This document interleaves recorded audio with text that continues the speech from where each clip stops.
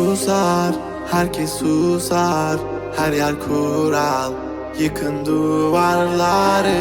Uğra, yanıma uğra, bir yazı tura. Bükelim tüm kolları.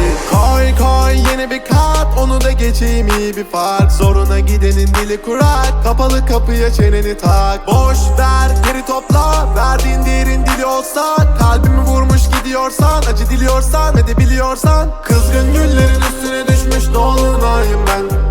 Soldum bir kere, geriye dönersem yok olayım ben. Koştum bir firara, beni ölmezsem yine arar. Kara kış gibiyim sobalara, bizi doldursun odalara. Kızgın güllerin üstüne düşmüş dolunayım ben. Soldum bir kere, geriye dönersem yok olayım ben.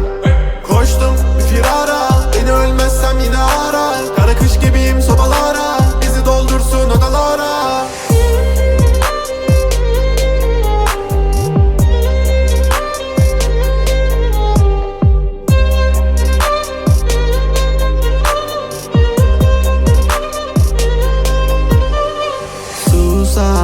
Herkes susar, her yer kural.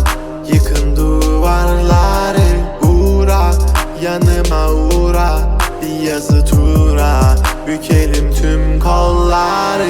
Normale döneceğim, hayatım versin istediğimi. Zorlama düşerim, şeytan duymasın dinlediğimi. Koy baba gitsin fırlavan, zorlama kadere trip atma.